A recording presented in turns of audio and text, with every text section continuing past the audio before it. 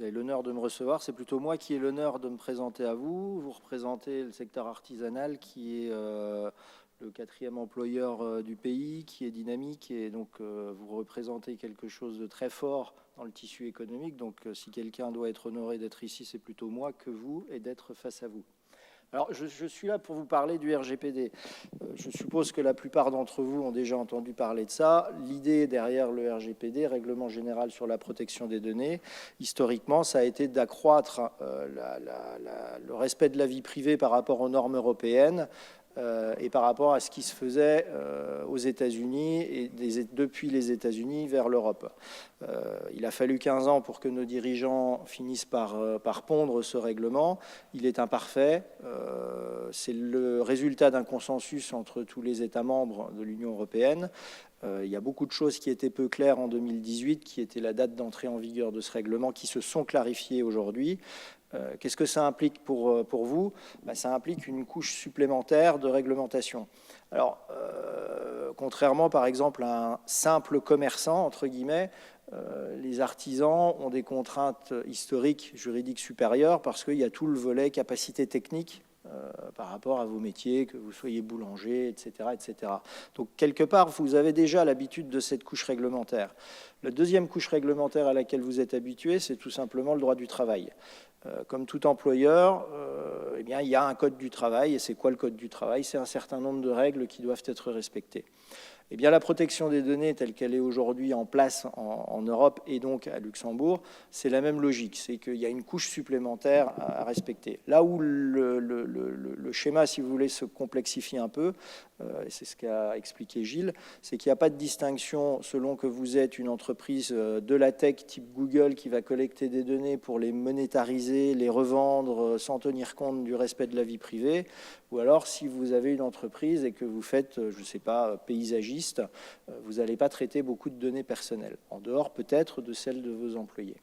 Donc, le fait qu'il n'y ait pas de distinction entre ces univers, ni distinction en fonction du type d'activité, ni distinction en fonction de la taille, ni distinction même réelle en fonction du volume de données personnelles traitées, crée des difficultés. En d'autres termes, si vous devez sécuriser tout l'or détenu par l'Europe ou par les États-Unis, vous aurez besoin d'un système de sécurité très fort. Ce sera Fornox, il vous faudra des murs épais, des grosses portes, etc. Si en revanche, tout ce que vous avez à protéger en termes de valeur, c'est un pot de fleurs, vous n'allez pas avoir besoin d'avoir le même type de protection. Et c'est un peu la logique pragmatique que moi j'essaie d'expliquer depuis des années, puisqu'en réalité, moi je fais de la protection des données depuis 2002, donc un temps où ça n'intéressait personne, mais simplement parce qu'à l'époque, j'avais eu une prof à la fac qui avait compris l'intérêt de la chose et qui était visionnaire et qui disait « tu verras, dans 10-15 ans, là on est 20 ans après, ce sera un véritable sujet parce que ce sera un moyen et d'espionner les gens et de les manipuler et de leur vendre tout un tas de trucs dont ils ont besoin ou parfois dont ils n'ont même pas besoin. Donc on est exactement là aujourd'hui. Donc le RGPD, de mon point de vue, est une avancée extrêmement positive puisqu'elle remet un petit peu de l'ordre dans le respect de la vie privée par rapport à ce qui se fait en Europe, par rapport à la conception que nous avons de la vie privée en Europe et celle des États-Unis. Voilà, il y a un point qui m'a marqué dans l'actualité très récente aux États-Unis. Il y a eu une décision judiciaire fédérale qui a remis en cause le droit à l'avortement des femmes au niveau fédéral. Ça ne veut pas dire que dans les États, ce n'est pas possible. Quelle est la conséquence en matière de protection des données? Eh bien, il y a des apps qui existent pour permettre aux femmes de calculer les périodicités de leur menstruation, de vérifier un certain nombre de choses. Si on est dans un système complètement ouvert, sans règles, eh bien, ces données, elles peuvent être partagées et elles peuvent être également partagées avec la police dans un État qui souhaiterait vérifier si éventuellement on n'a pas des délinquantes qui auraient violé la loi par rapport à ces règles. Et ils vont regarder ce qui s'est passé dans le passé, ils vont aller chercher les données dans ces apps et on ne respectera pas la vie privée. Donc la notion du respect de la vie privée est intimement liée à la protection des données. Ça, c'était la parenthèse que je souhaitais faire. Maintenant, en quoi ça vous concerne, vous, dans votre quotidien, en tant qu'artisan? Comme je l'ai dit, ça dépend de votre activité. En principe, l'artisanat, ce n'est pas un secteur dans lequel on va traiter énormément de données personnelles. On va en traiter un certain nombre pour ses employés, on va en traiter un certain nombre pour ses clients, mais de manière générale, le business model de l'artisan, ce n'est pas de collecter des données sur l'activité Internet d'un utilisateur du web pour ensuite lui envoyer des pubs. Ça, c'est pas le business model. Donc par rapport à ça, les exigences du RGPD, il va falloir les mettre en balance avec ce que font les artisans. Alors, le RGPD, je vous ai expliqué ce que c'était et quel était l'objectif. C'est la souveraineté des données, la sécurité des données. Maintenant, il y a aussi un certain nombre de sanctions qui sont possibles. Alors, à Luxembourg, il y a eu deux campagnes d'enquête et de contrôle qui ont été menées par la CNPD. La première portait sur les entreprises qui ont l'obligation de désigner un DPO, un Data Protection Officer. Donc ça vise les entreprises qui traitent soit des données sensibles, soit des données personnelles dans un volume déjà important. Ce qui signifie en d'autres termes que la plupart des entreprises artisanales n'ont pas l'obligation légale de nommer un DPO. Maintenant, moi, je recommande quand même qu'il y ait quelqu'un au sein de l'entreprise qui s'intéresse à ça, de la même manière qu'il y a quelqu'un qui s'intéresse à la RH, parce qu'il faut que quelqu'un comprenne quelles sont les données personnelles traitées, ce qu'on en fait, où elles vont, et vérifie que les quelques règles qu'on va aborder, qui sont, de mon point de vue, les règles les plus importantes pour vous, sont respectées. Et ça, si on ne désigne personne, ma foi, on sait comment ça se passe dans une entreprise. Tout le monde pense que c'est le voisin qui s'en occupe et quand la question arrive sur la table, personne n'est capable de répondre. Les questions que les gens rencontrent sont de deux types. Soit parce que la CNPD fait une campagne d'enquête, aujourd'hui elle n'en a pas fait, à ma connaissance, ciblant les artisans. Je vous ai parlé de la première sur les DPO, la deuxième c'était sur les entreprises du commerce électronique. Donc les artisans n'ont pas été ciblés en tant que tels. Donc le premier hypothèse de contrôle, c'est une campagne de contrôle de la CNPD. La deuxième, qui est beaucoup plus fréquente, c'est une plainte de quelqu'un, plainte d'un client, plainte d'un salarié, en disant les données ne sont pas traitées comme ci, etc. Et à ce moment-là, il faut que l'entreprise soit en mesure de répondre non seulement à la personne qui se plaindrait, mais le cas échéant également à la CNPD, qui dirait moi j'ai été saisi par cet ancien employé, par ce client qui est mécontent, expliquez-moi ce que vous faites avec vos données personnelles. Ça, c'est le cas le plus fréquent qui amène une entreprise à être confrontée, à être obligée de mettre le nez dans ce qu'elle fait en matière de protection des données. Alors, il y a eu des sanctions qui ont été prononcées en Europe. 300 millions d'euros d'amende en 3 ans. Alors, il faut déjà faire la distinction entre ce qu'est une amende prononcée par une autorité de contrôle et ce qu'est une amende payée par une entreprise. L'autorité de contrôle, c'est celle qui peut fixer une amende, mais elle le fixe de manière administrative, ce qui signifie que l'entreprise, si elle n'est pas d'accord, elle s'oppose au paiement de cette amende et ensuite ça part devant les juridictions judiciaires, à Luxembourg devant le tribunal administratif. L'exemple le plus important en Europe, c'est la plus grosse sanction qui a été prononcée. Elle a été prononcée par l'autorité luxembourgeoise, donc la CNPD, qui est l'autorité qui contrôle le respect du RGPD sur le territoire de Luxembourg. Elle s'élève à 746 millions et elle a été prononcée contre Amazon. Pourquoi ? Parce que le siège social d'Amazon est à Luxembourg.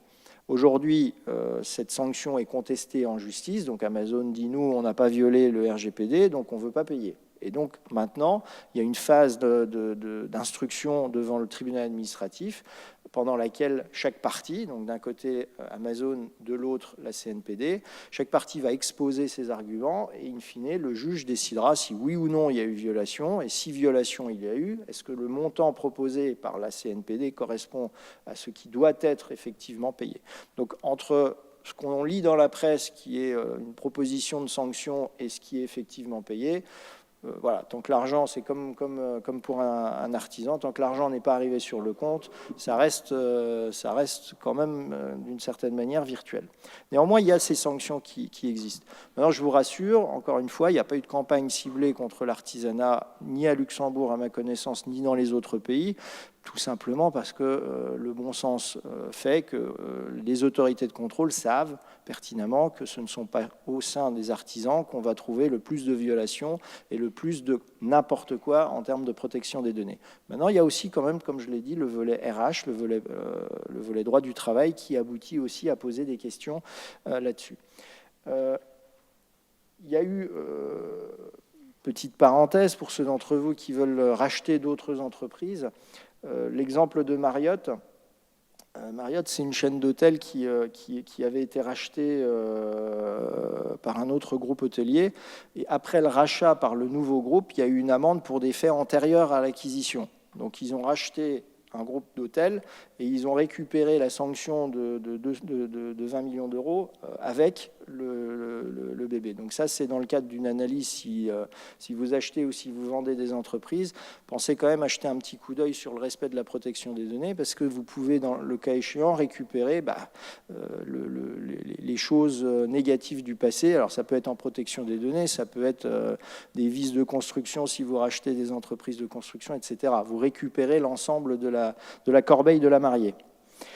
À Luxembourg, il y a eu un certain nombre de sanctions également prononcées, 18 000 euros, 15 000 euros, 135 000 euros pour une compagnie d'assurance. La plupart du temps, c'est lié soit à la campagne DPO, soit à des violations techniques, des violations de sécurité qui portaient sur des données relativement sensibles.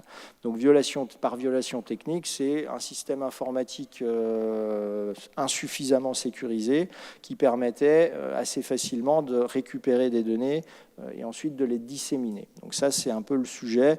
La confidentialité, c'est un sujet qui existe depuis toujours à Luxembourg, enfin au moins depuis les années 60. C'est toujours ça, le respect de la vie privée, le respect de la confidentialité. Quand on récupère des données personnelles, il faut être en mesure d'assurer leur sécurité et leur confidentialité. Alors à Luxembourg, le corpus juridique, les textes qui traitent de protection des données, il y en a plusieurs. Le point central, c'est évidemment le règlement sur la protection des données de 2016 qui est entré en vigueur en 2018. Ensuite, il y a 2 lois de 2018 qui ont été votées en même temps. La première porte sur les données en matière pénale, donc ça on ne regardera pas, c'est plus pour le côté judiciaire. Et la seconde, c'est celle notamment qui crée la CNPD dans sa version numéro 2, puisque la CNPD existait déjà depuis 2002, mais elle a été refondue pour être conforme au RGPD en 2018. Donc, comme je l'ai déjà dit, la CNPD est l'autorité qui chapeaute et qui supervise le contrôle du respect du RGPD à Luxembourg. Donc si quelqu'un a quelque chose à dire, à se plaindre, etc., c'est vers cette autorité qu'elle se tournera. Et ensuite, cette autorité enverra une lettre à l'entreprise en disant justifier de ce qui s'est passé. Et en fonction de la réponse, soit elle clôturera le dossier, soit elle ouvrira une enquête plus approfondie qui peut aller jusqu'à certaines sanctions. Il y a un niveau de gradation dans les sanctions, ça va d'une simple mise en demeure de se mettre en conformité jusqu'à des sanctions plus sévères qui peuvent être des amendes, voire des interdictions de réaliser un certain nombre de traitements. Encore une fois, dans le monde de l'artisanat, tout ça me semble quand même relativement théorique, compte tenu du fait que les données, encore une fois, j'insiste là-dessus, mais les données traitées sont en principe assez limitées. Qu'est-ce qu'une donnée personnelle? Alors ça, c'est un vrai sujet. Là, il y a quelques exemples. Je vais commencer par les exemples qui sont en gras. En gras, ce sont les données sensibles. Donc, on distingue en fait 2 types de données personnelles dans le règlement, dans le RGPD. D'un côté, les données personnelles classiques et de l'autre, les données sensibles. Sachant que le traitement pour les données sensibles est interdit par défaut et ne peut être autorisé que dans des cas très limités. Alors, appartenance syndicale, donc tout ce qui est politique, orientation sexuelle, origine ethnique, information biométrique, donc par exemple l'iris des yeux, tout ce qui est print, empreinte digitale, ça ce sont des données biométriques. Analyse ADN, etc., résultats de tests sanguins, etc. Allergies, ce sont également des données biométriques. Donc, si vous organisez un événement et que vous avez une liste de gens qui sont allergiques à tel ou tel produit, sachez que vous traitez des données personnelles sensibles. Et donc, c'est quelque chose que vous ne devez en principe pas avoir comme information dans votre entreprise, sauf si vous avez une bonne raison. Le fait de vérifier ça pour l'organisation d'un repas est une bonne raison. Le fait de le conserver derrière pourrait vous être reproché, parce que vous avez perdu la raison de garder ça. Le but, c'est toujours pareil. On ne garde les informations que si on a une bonne raison de les garder. Il ne suffit pas de les avoir reçues une fois dans un cadre précis pour avoir le droit de les conserver éternellement en se disant peut-être que demain, si je réinvite cette personne, au moins je saurais déjà qu'elle est allergique au gluten. Ça ne fonctionne pas comme ça, le RGPD. Donc, les données sur la religion, les données médicales, les croyances philosophiques, coordonnées GPS également, la géolocalisation, groupe sanguin qui est une donnée médicale, tout ça, ce sont des données sensibles. Après, la définition générale d'une donnée personnelle, c'est toute donnée, toute information que vous pouvez lier à un individu. Et là, on va très loin. Une adresse, c'est une donnée personnelle. Les heures de connexion sur un ordinateur qui n'est utilisé que par une personne, c'est une donnée personnelle. Il y a énormément de choses. L'utilisation de votre carte de crédit, le numéro de sécurité sociale. Il y a encore beaucoup d'entreprises qui identifient leur personnel par le numéro de sécurité sociale. Ça, c'est à prohiber. Ça ne fonctionne plus. C'est une donnée beaucoup trop sensible. Si elle est disséminée avec un numéro de sécurité sociale, on a la possibilité de monter des dossiers pour des demandes de crédit, etc. Ce sont des éléments extrêmement sensibles et il est clair aujourd'hui qu'il n'y a plus une autorité en Europe qui tolère qu'on utilise le numéro de sécurité sociale comme identifiant d'un client ou d'un employé. Et ça, c'est des choses qu'on voit encore assez régulièrement dans les entreprises.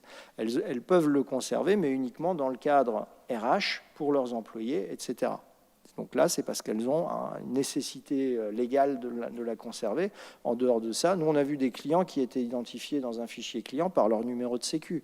Donc ça, c'est des choses qu'il faut plus faire. Voilà, donc là vous avez tout un tas d'exemples. À partir du moment où vous pouvez lier une information à un individu, c'est une donnée personnelle. Donc c'est extrêmement large. Dans vos entreprises, ça va concerner tout ce qui a trait à vos salariés, les habitudes de vos salariés, les heures de travail, les rémunérations évidemment, les numéros de compte bancaire, les allergies s'ils en ont, etc., etc. Tout ça, ce sont des données personnelles qu'il faudra identifier et traiter dans le respect du RGPD. Alors maintenant, qu'est-ce qu'un traitement ? Puisque le RGPD porte sur le traitement des données personnelles. En fait, le traitement, c'est à peu près tout. Tout ce que vous allez faire avec une donnée personnelle sera qualifié de traitement. Collecte, enregistrement, organisation, structuration, si vous faites un fichier, conservation, adaptation, modification, extraction, consultation, utilisation, etc., etc., communication, transfert, mise à disposition, rapprochement de données, interconnexion, changement de finalité, même l'effacement, c'est un traitement, et la destruction. Donc effacement et destruction qui sont très proches mais qui ont une petite différence, c'est qu'on peut détruire des données sans les effacer totalement parce qu'on a gardé des backups. Voilà, c'est ce genre de subtilité. Donc tout ça, c'est un traitement. Donc en d'autres termes, dès que vous avez une donnée qui passe dans votre entreprise, vous réalisez un traitement. Ce n'est même pas la peine de se poser la question au-delà, vous êtes dedans.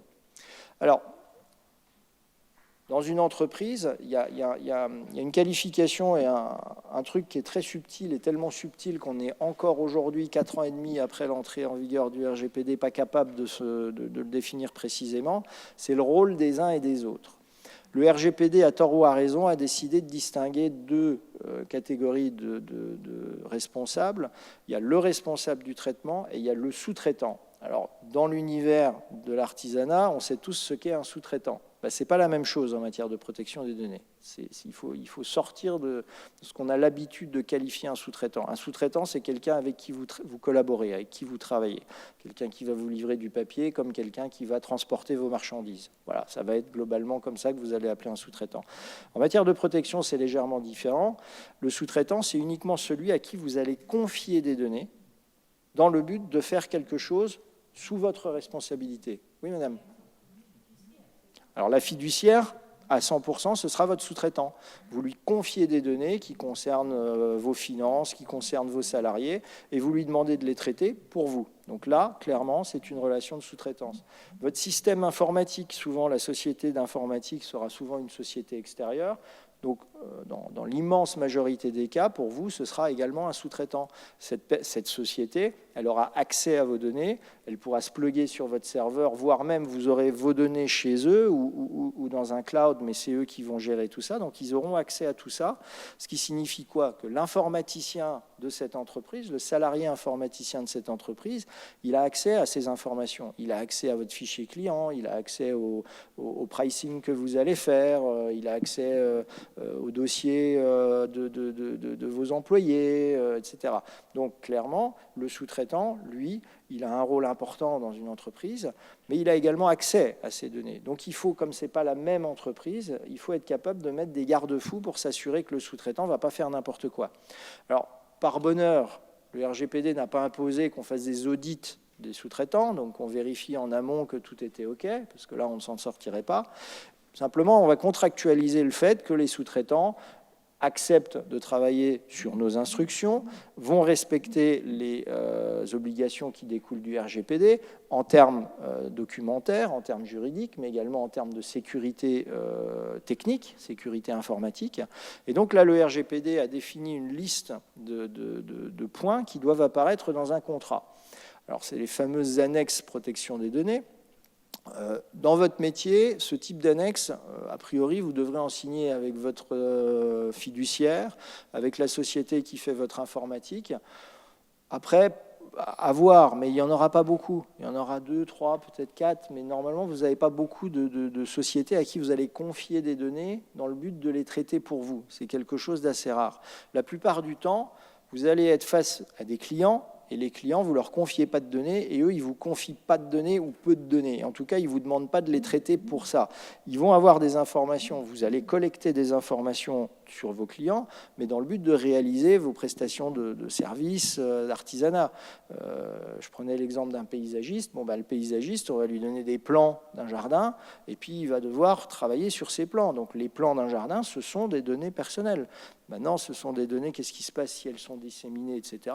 Pas grand-chose.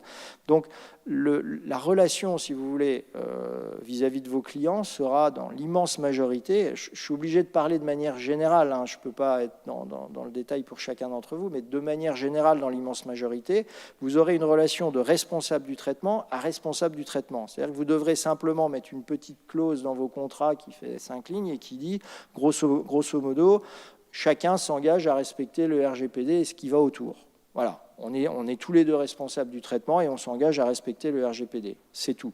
En revanche, avec vos sous-traitants, là, vous aurez la grosse clause. Et la grosse clause, elle, il y a une dizaine de points qui sont obligatoires. Il faut déterminer quel type de données sont traitées, quelles sont les finalités, quelle est la base légale, qui a accès, etc., etc. Donc cette clause est un peu plus lourde. Il y a eu toute une évolution depuis 4 ans sur la manière de rédiger ça. Il y a 4 ans, on voyait ça intégré directement dans les contrats. Maintenant, on fait des clauses qui sont des annexes et qui ne traitent que de la donnée personnelle, de manière à ne pas polluer le reste du contrat. Parce qu'on a vu des clauses qui étaient mal rédigées et qui venaient modifier d'autres choses commerciales sur lesquelles les gens s'étaient mis d'accord, alors que ce n'était pas du tout l'intention au départ d'utiliser cette clause pour changer l'accord commercial. Donc, identifier qui sont vos sous-traitants, ça c'est un point important que vous devez faire. Une fois que vous les avez identifiés, vous devez signer avec eux cette fameuse annexe RGPD dans laquelle vous avez détaillé ce qu'ils font pour vous, et eux, ils vont vous confirmer qu'ils travailleront sous votre responsabilité. Donc là, il y a quelques éléments qui vous permettront d'identifier la différence entre un responsable et un sous-traitant. Le sous-traitant, donc, il est séparé, c'est une entité différente du responsable. Il respecte les instructions qui lui sont données, donc il agit sur instruction. Il peut décider de certains moyens non essentiels ou secondaires, c'est-à-dire que techniquement, pour reprendre l'exemple du paysagiste, ce n'est pas le client qui va dire s'il faut une pelleteuse ou s'il faut des gens qui travaillent à la main pour faire tel ou tel travail, c'est lui qui va décider de ça. Maintenant, on considère quand même... Excusez-moi. On considère quand même que c'est secondaire, dans la mesure où le plan général qui va être décidé par le client, c'est ça que l'artisan, le paysagiste devra suivre. Donc voilà, bien comprendre que le sous-traitant agit sur instruction et sous la responsabilité du responsable de traitement. Et ensuite, il y a une obligation d'assistance si jamais il y a un problème en matière de protection des données. Voilà, typiquement, votre service IT, si à un moment donné vous vous faites hacker, il devra vous informer, il devra travailler avec vous main dans la main pour identifier ce qui s'est passé et essayer tant bien que possible de régler le problème. Votre fiduciaire, même chose, elle devra agir sur vos instructions. C'est vous qui allez déterminer ce que vous faites avec votre compta. Hein. Vous savez, le bilan et le PNL, ils sont faits sous la responsabilité de l'entreprise, pas sous la responsabilité de son comptable. Donc si le comptable il fait n'importe quoi, à la fin, ce n'est pas le comptable qui est responsable. Hein. C'est le chef d'entreprise, ce sont les administrateurs ou les gérants.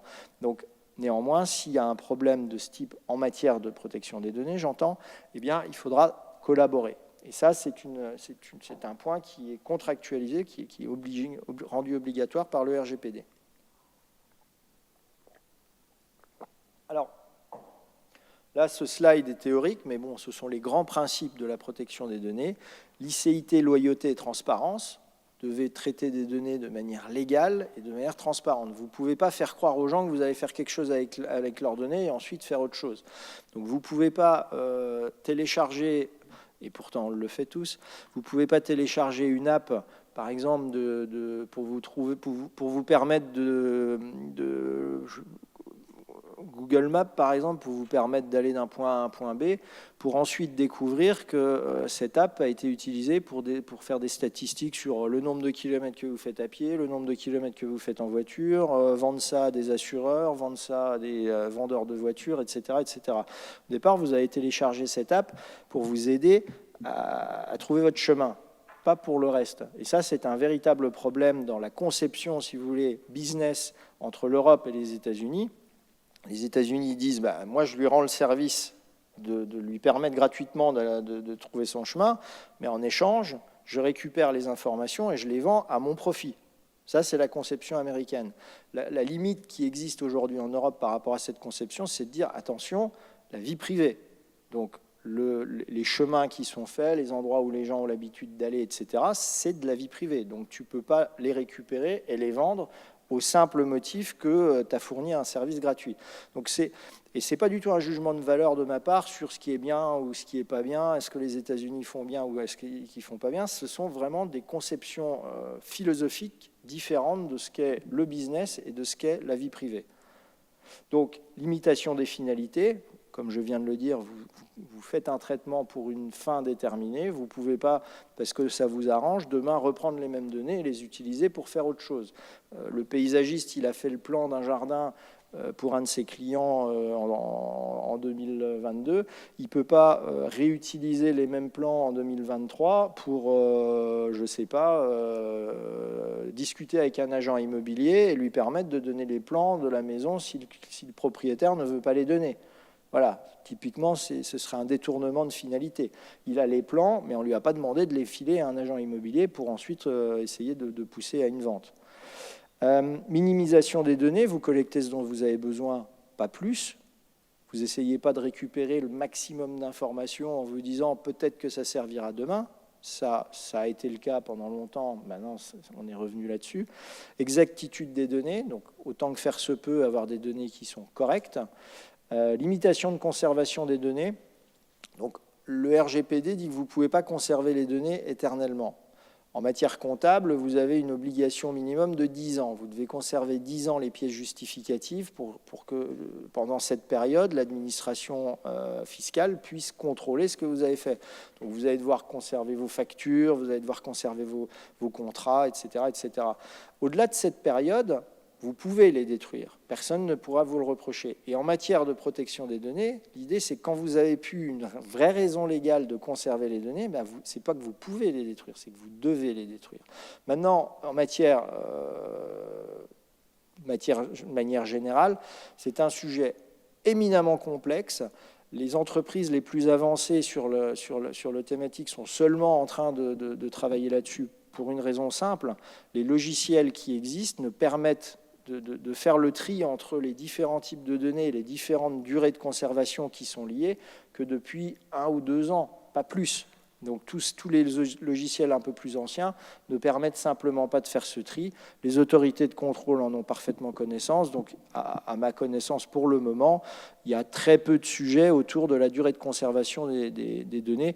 Et dans vos entreprises, voilà, 10 ans, si vous gardez à peu près tout 10 ans en expliquant que c'est une question comptable et que vous gardez ça dans le cadre de la règle comptable, ça fonctionnera. Maintenant, vis-à-vis de vos salariés, ce sera plus court. Il faudra réduire à 5 ans.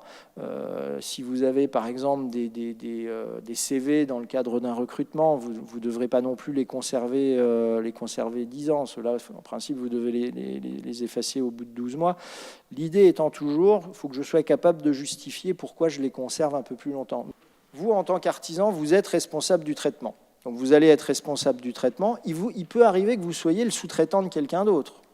Selon le type d'artisanat, alors il n'y en a pas qui me viennent à l'esprit là, mais il est possible que dans un certain nombre d'activités, vous soyez amené effectivement à être le sous-traitant d'un de vos clients. Dans ce cas-là, premier réflexe, cette fameuse annexe RGPD. Deuxième réflexe, vérifier que votre client, lui, est en règle avec le RGPD. Parce qu'encore une fois, c'est une chaîne de responsabilité. Si vous êtes parfaitement en règle vous-même, mais que vous travaillez avec ou pour des gens qui, eux, ne le sont pas, à un moment donné, il y aura un problème et ce problème vous retombera dessus. Il y a eu, pour le moment, une décision en Espagne où la condamnation a été solidaire entre le responsable et le sous-traitant en disant on ne va pas chercher à savoir qui a fait quoi, on condamne les deux en même temps et ensuite ils se débrouillent entre eux. Ce qui est, si vous voulez, la chaîne de responsabilité historiquement classique qui existe dans le Code civil. Quand il y a un problème sur une construction, on va mettre en responsabilité le promoteur ou le constructeur, ça dépend du contrat, et après, lui, il se débrouillera avec ses sous-traitants. Mais vis-à-vis du client, voilà, tout le monde est dans le même sac, et après, ils se débrouillent entre eux. Donc, on va de plus en plus vers ce type de responsabilité. Alors, le RGPD, c'est beaucoup de contraintes, essentiellement de deux types. Documentaire, il faut documenter ce que vous faites, et ensuite technique. Il faut être capable de s'assurer que techniquement, on a mis en place une sécurité suffisante, on a limité les accès. Si vous voulez, l'époque où on dit, et j'ai vu ça encore assez récemment, il y a 2 ans, une entreprise de pas loin de 15 employés, toute la vie de l'entreprise était sur un portable comme ça, sans backup, sans encryption et sans code de sécurité d'accès. Donc je dis, mais vous êtes sérieux ? Et la personne me dit, oui, tout est là. Je dis, mais vous faites quoi si l'ordinateur plante ? Parce qu'un ordinateur qui plante, ça arrive tous les jours. Ah là, je serais embêté. Bon, voilà, donc ça, c'est des règles, j'ai envie de dire, moi, je l'ai constaté dans le cadre d'un audit de protection des données, mais c'est du bon sens. Vous ne pouvez pas ne pas avoir des backups, des copies de vos dossiers, etc., parce que l'informatique, ça reste du matériel, des choses qui tournent, qui s'emboîtent, etc. Ce n'est pas que de l'électricité, et parfois ça casse. Et si ça casse et que vous n'êtes pas capable de récupérer vos données, vous avez également un problème RGPD. L'indisponibilité des données, au-delà du fait que vous allez perdre les infos sur vos clients, sur vos salariés, etc., et que vous allez mettre des semaines et des semaines à tout récupérer, vous avez un problème potentiel de protection des données parce que vous ne pouvez plus accéder à vos données. Et ça, ça se qualifie également de data breach, de violation de données. Donc, voilà. Il y a beaucoup de contraintes. Il y a un guide qui a été publié par la CNPD auquel vous pouvez vous référer, qui vous donne un certain nombre de guidances, les points d'attention principaux. Il est disponible sur le site. Il est assez bien fait. Donc, je vous invite à le consulter. On va regarder maintenant ce qui nous semble, en termes documentaires, les choses les plus importantes à mettre dans les entreprises, à mettre en œuvre dès maintenant. Le premier, c'est ce qu'on appelle le registre des traitements. C'est un mapping, c'est vérifier ce que vous faites comme traitement, quel type de données vous avez, est-ce que vous avez le droit de les avoir, qui a accès, à qui elles sont communiquées, etc. Donc, dans ce registre, il y a des mentions obligatoires. La base de la licéité, si vous avez des informations personnelles qui concernent quelqu'un, vous devez avoir une base légale pour les avoir. Et si vous n'avez pas de base légale, c'est que vous n'avez pas le droit de les avoir. Donc, en gros, un exemple qui vous parlera certainement, Quand quelqu'un vous dit j'ai un copain qui a besoin, je ne sais pas s'il y a un paysagiste parmi vous, mais ce sera mon artisan du jour. Donc toujours mon paysagiste. Il y a un gars qui va le voir, qui dit j'ai un copain qui veut refaire son jardin, tiens, voilà son numéro de téléphone, appelle-le.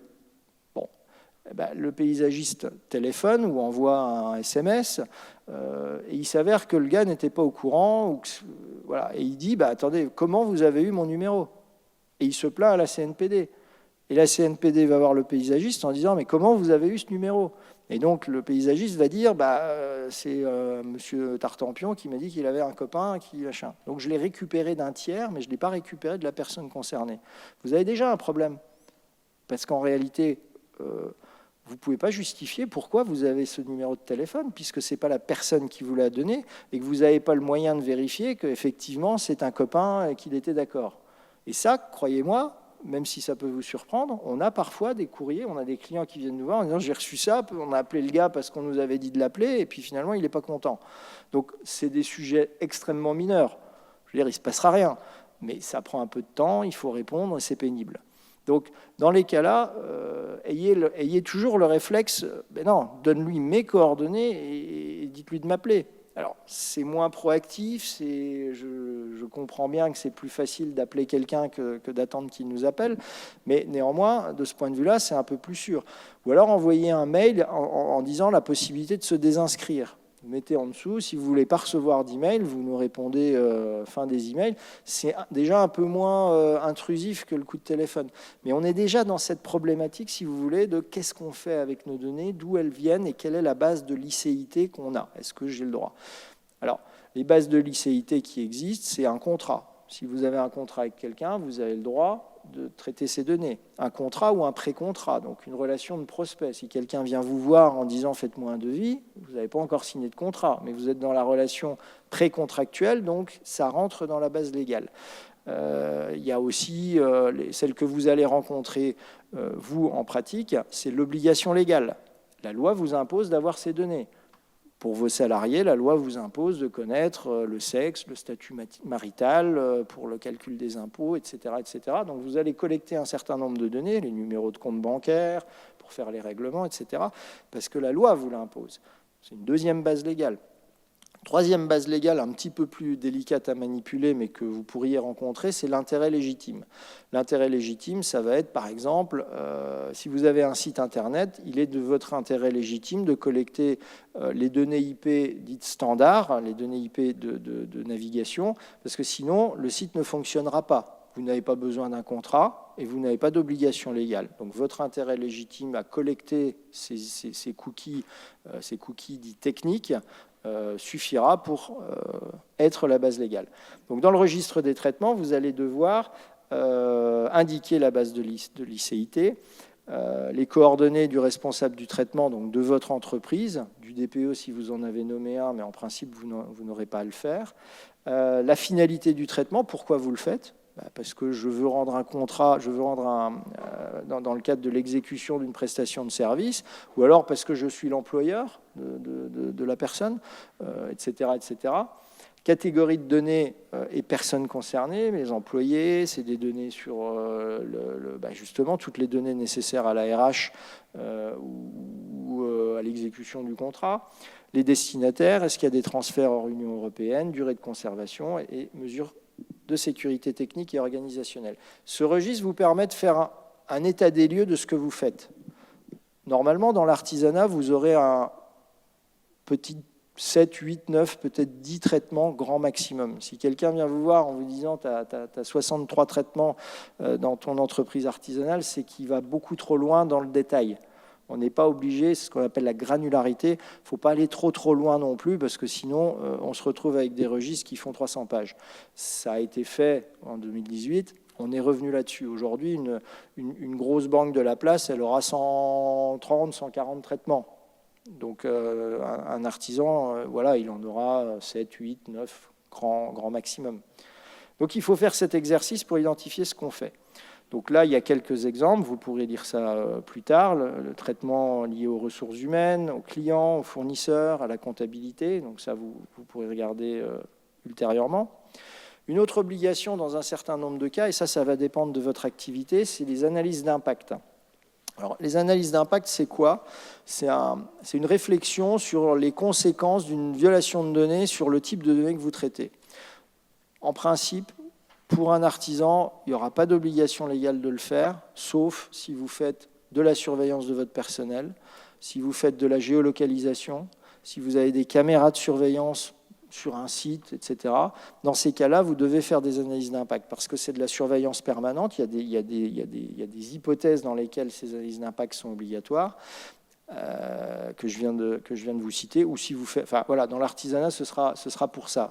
Essentiellement lié à de la surveillance, géolocalisation, caméra, voire logiciel sur certains ordinateurs pour contrôler l'activité. Là, il faudra faire une analyse d'impact. C'est un exercice un peu complexe, l'analyse d'impact. Aujourd'hui, il n'y a pas eu de contrôle à Luxembourg sur oui ou non il y a des analyses d'impact. Voilà, la plupart d'entre vous, je pense, n'en auront pas besoin, sauf si voilà, ceux qui font ce type de surveillance doivent y réfléchir. Quel est l'objectif de l'exercice? Déterminer le risque. Est-ce qu'il y a un risque sur les droits et libertés des personnes qui sont surveillées? Par exemple, si vous faites de la surveillance d'un salarié, est-ce que le fait de le surveiller peut lui porter préjudice? Alors là, en plus, il y a la couche droit du travail, mais ça, je n'en parle pas. Mais vous devez déterminer qu'est-ce qui se passe si les données de circulation du personnel d'une personne sur un mois, si ça vient à être disséminé sur le web. Qu'est-ce qui se passe? Si c'est un paysagiste, j'ai envie de dire tout le monde s'en fout. Par contre, si c'est le parcours des camions de transport de fonds de la Brinks, ça peut être un peu plus gênant. Ça peut apporter des risques sur le matériel transporté et sur les transporteurs de fonds. Donc, l'idée de l'analyse d'impact, c'est cette réflexion. Qu'est-ce qui se passe? Si je traite des données génétiques, si je suis un laboratoire et que j'analyse les données génétiques du pays et que tout ça disparaît dans la nature, ça peut avoir des conséquences extrêmement embêtantes. Si en revanche, c'est la liste des gens qui ont fait planter des tuyas dans leur jardin au cours des 3 dernières années, a priori, ça ne posera pas vraiment de problème. Donc dans un cas, le risque, la conclusion de l'analyse d'impact, c'est aucun risque. Dans l'autre, c'est potentiellement risque élevé. Et donc, en fonction du résultat de l'analyse d'impact, soit on fait le traitement, soit on dit, bon, on va le faire, mais on va augmenter le niveau de sécurité de telle et telle et telle et telle et telle manière, soit on dit, on va demander à la CNPD ce qu'elle en pense, et peut-être qu'elle nous y autorisera, peut-être qu'elle nous demandera d'augmenter le niveau de sécurité, peut-être qu'elle le refusera, soit de nous-mêmes, on refuse de faire le traitement considérant que le risque est trop élevé. C'est ça le but de l'analyse d'impact.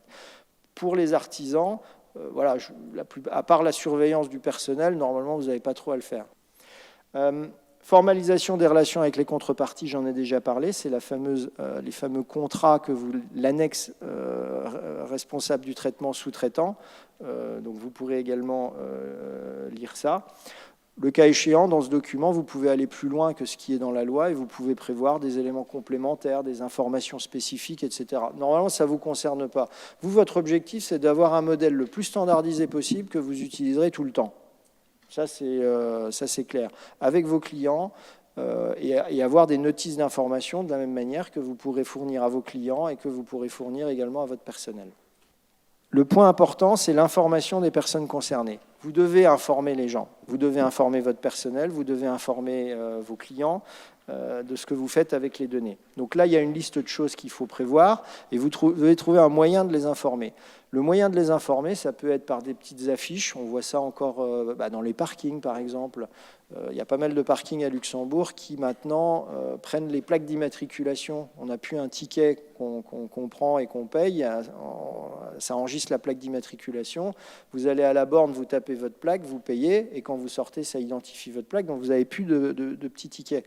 Bon, là, il y a une mention quelque part. Il y a une affiche qui vous dit on va prendre votre plaque d'immatriculation, on va la relier à votre carte de paiement et on va déterminer si oui ou non vous avez utilisé une place, combien de temps et si vous avez payé votre parking. Bon, Même chose dans vos entreprises, vous devez informer vos salariés de ce que vous faites de leurs données. Donc vous devez avoir une notice intérieure quelque part qui justifie. Alors ce que je vous recommande de toute façon à tous, c'est d'avoir cette notice d'information sur la protection des données, c'est d'avoir une politique d'utilisation des outils informatiques. Typiquement, si vous avez quelqu'un qui est malade, vous dites pendant que tu es malade, on va couper tes accès ou on ne va pas te les couper, on va mettre un out of office, on pourra accéder aux emails professionnels que tu reçois en ton absence sans ton accord.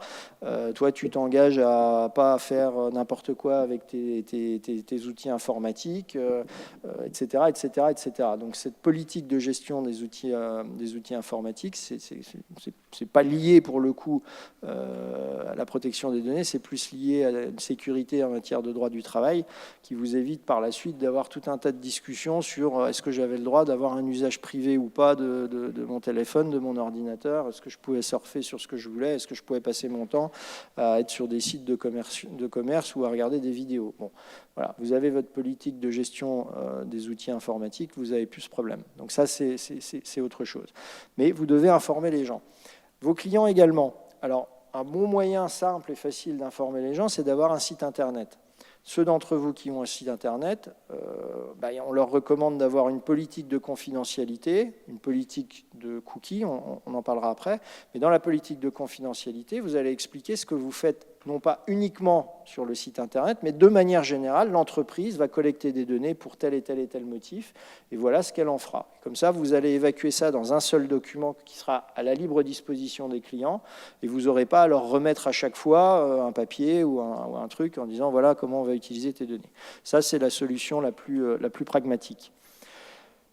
Il y a une liste de points, vous pourrez vous y référer, c'est les choses qui doivent être indiquées. Ça recoupe en partie les informations obligatoires dans l'annexe entre un responsable du traitement et un sous-traitant.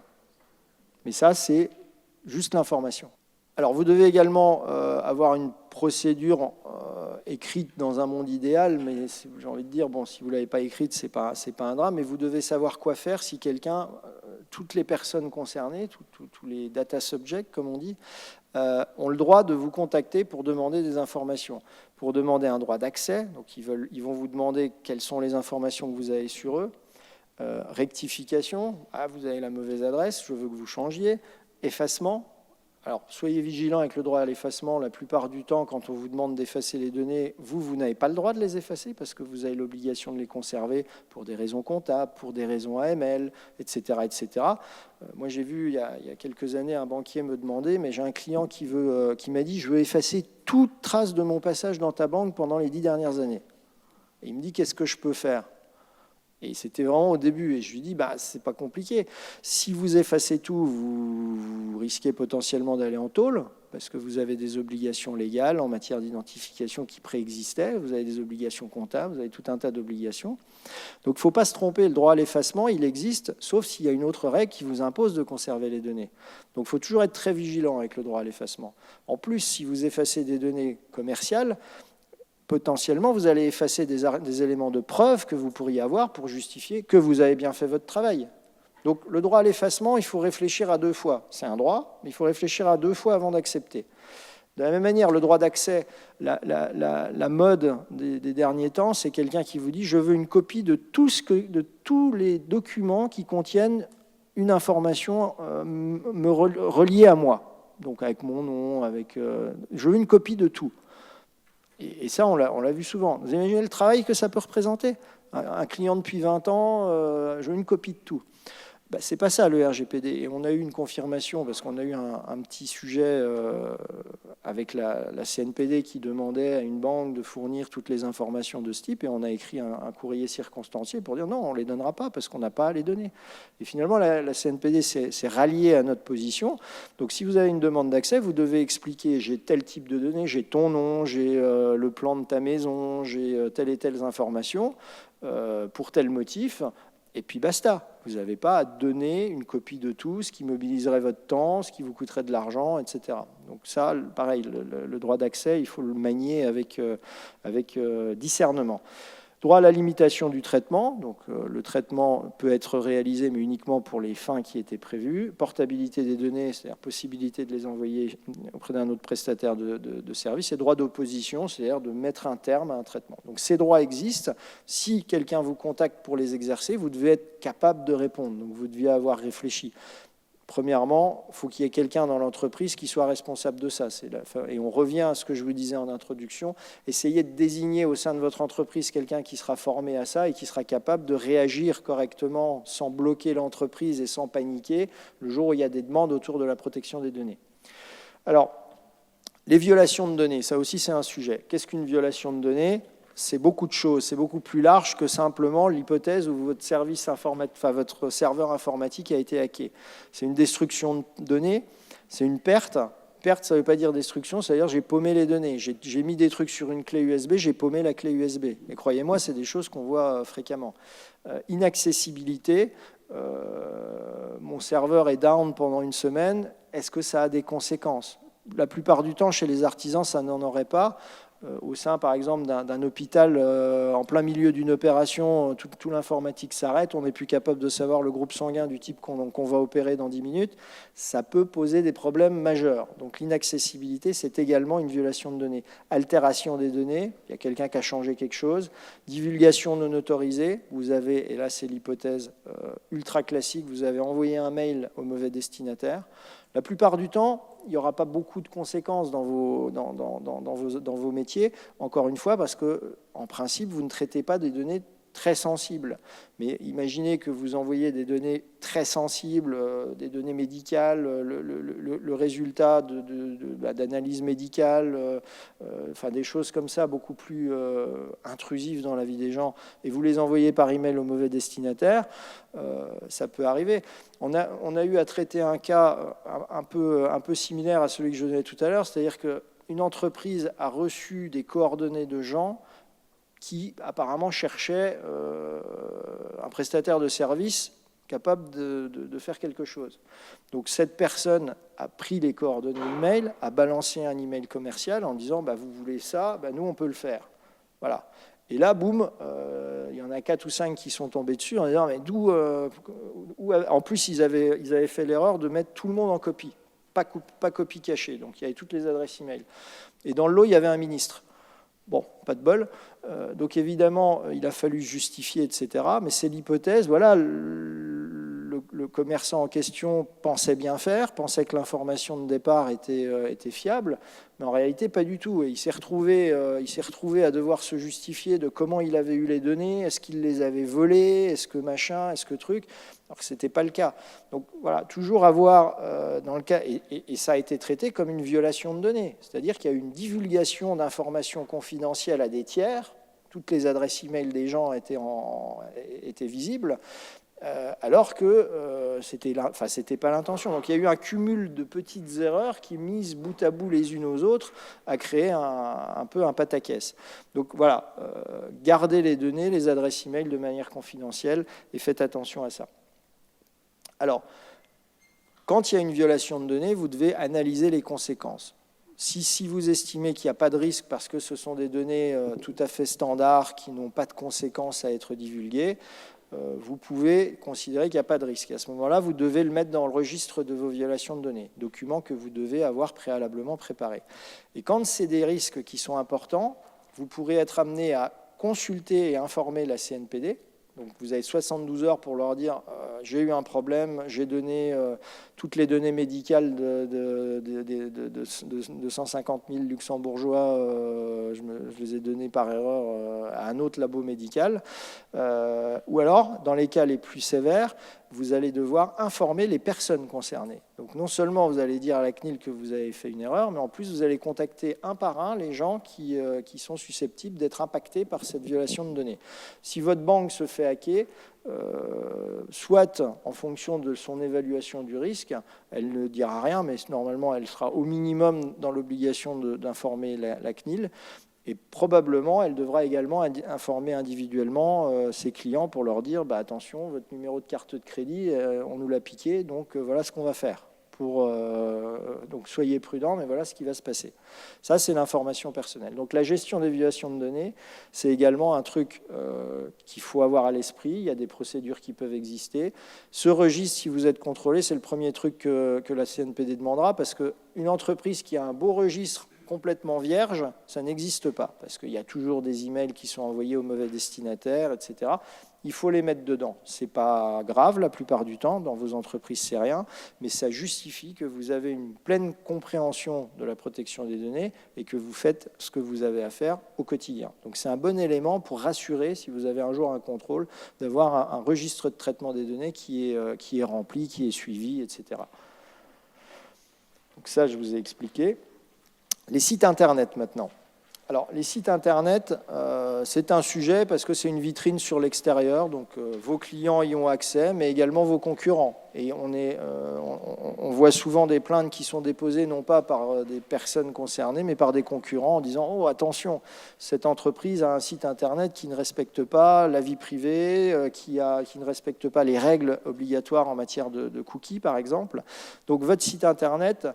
C'est tellement facile de le consulter. Pour vous donner un exemple, une des premières campagnes de contrôle qui avait été faite de manière non officielle et amicale par la CNPD, c'est-à-dire qu'ils n'ont pas envoyé des sanctions, mais ça a été sur les membres d'une association qui s'appelle ICOM. Et ICOM, c'est l'association des commerçants électroniques, donc c'est des commerçants qui travaillent via des sites Internet. Ils ont pris la liste des membres qui étaient publiés sur le site et puis ils ont contrôlé les sites web. Donc voilà, ça leur a permis de voir, voilà, ceux-là, ils font du commerce électronique, voilà leur site web, et ils ont regardé si la politique de confidentialité était OK, si la politique de cookies était OK. Donc voilà, parce que c'est facile, n'importe qui peut aller voir. Donc qu'est-ce que vous devez avoir sur votre site ? Une politique de protection des données, j'en ai parlé, une politique de gestion des cookies. Alors ça, c'est important. Est-ce que parmi vous, il y en a qui ne savent pas du tout ce qu'est un cookie ? Il n'y a pas de problème si vous ne savez pas. Bon, impeccable, vous êtes familiarisé à ça. Le cookie, c'est une petite information électronique qui va être enregistrée sur votre ordinateur et que chaque fois que vous allez aller sur un site, le site pourra consulter cette information et collecter des informations sur l'historique de votre passage, ce que vous avez fait, etc. Il y a deux types de cookies. Il y a des cookies techniques qui sont indispensables pour passer d'une page à l'autre. Et donc, ces cookies-là sont acceptés, il n'y a pas besoin de consentement, parce que c'est un élément mécanique. Et une fois que vous avez quitté le site, on ne va pas les conserver parce qu'on n'en a pas besoin. On n'en tire rien comme information économique. Le deuxième élément, ce sont les cookies de profilage ou les cookies marketing. Alors ça, c'est des cookies qui vont enregistrer ce que vous faites, qui vont essayer d'en tirer des profils. On va déterminer que vous êtes plutôt quelqu'un qui vous intéressez aux chevaux, au sport, à l'automobile, vous aimez acheter des robes à fleurs, vous aimez acheter des chaussures noires, etc. Et on va ensuite utiliser ces informations pour vous envoyer de la pub sur vos différents appareils. Et le talent, le génie même, la magie du truc, c'est qu'ils sont capables de relier, quand vous êtes sur votre ordinateur, avec votre téléphone portable, avec votre tablette, et vous ne savez pas comment ils ont réussi à faire tous ces liens. Mais à partir de là, ils font du profilage. Et donc, ceux d'entre vous, normalement, dans mon expérience, il y a peu d'utilisation de profilage chez les artisans, mais pourquoi pas ? C'est intéressant aussi de pouvoir relier ça à des sites de type Google Ads, Google Analytics, pour tirer comprendre d'où viennent les gens qui vont sur mon site. Est-ce que ce sont des résidents luxembourgeois, belges, allemands ? Est-ce qu'on est capable d'avoir une idée de leur âge ? Est-ce qu'on est capable d'avoir une idée de leur pouvoir d'achat ? Parce qu'avec ces informations, on est capable de déterminer ce que vous allez voter dans 5 ans avant même que le candidat ne se soit présenté. C'est un truc absolument, d'une puissance extraordinaire qui a été développé par des psychologues, par des médecins addictologues. C'est vraiment du boulot extrêmement bien, malheureusement un peu détourné de ses finalités originelles. Mais bon, donc les cookies essentiels dont je parlais, pas de problème, vous pouvez les utiliser, c'est l'intérêt légitime. Ensuite, il y a les cookies qui sont des cookies marketing, dont je viens de parler, qui vont faire ce profilage. Eux, en revanche, vous allez obligatoirement demander le consentement. Et donc là, il y a des guidances qui existent sur la manière de demander le consentement. Il y avait au départ, en 2018, on disait, dès que vous allez sur le site, par défaut, vous consentez. Alors là, on a dit non, ça ne marche pas parce qu'il faut que le consentement soit express. Donc ça ne peut pas être un consentement tacite. Il faut que quelque part, je coche quelque chose. Donc on a dit, OK, tu vas cocher quelque chose.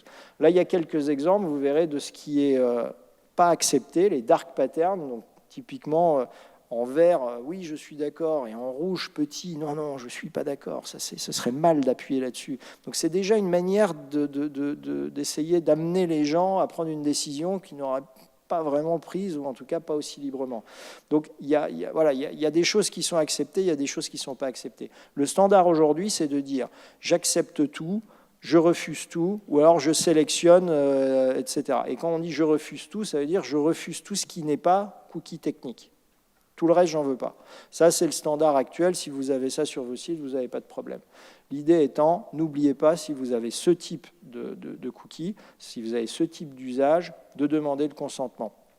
Il y a des outils gratuits qui permettent de screener un site. Il y a un truc qui s'appelle Cookie Boot, qui vous dit quels sont les types de cookies que vous avez sur votre site. Et il vous dit si ce sont des cookies techniques, donc pas de problème, ou alors si ce sont des cookies marketing, analytiques, pour lesquels vous avez besoin d'un consentement. Donc ça, c'est important parce que c'est quelque chose que vos concurrents, etc., pourront ensuite utiliser, le cas échéant, contre vous. Voilà, donc rapidement brosser un peu le tableau de ce qui est important. En 2 mots, pensez à désigner quelqu'un, pensez à documenter avec le registre, avec les annexes RGPD vis-à-vis de vos sous-traitants, les éléments d'information, et pensez également à surveiller la qualité de votre site Internet. Et après, voilà, c'est une couche supplémentaire qui pèse sur vous. En tant qu'artisan, vous n'êtes en principe pas des gens qui traitaient, dont le core business, c'est de traiter des données personnelles. Vous avez un autre core business. Néanmoins, vous avez cette contrainte, donc ayez ça à l'esprit et traitez-le sans panique, mais quand même avec sérieux.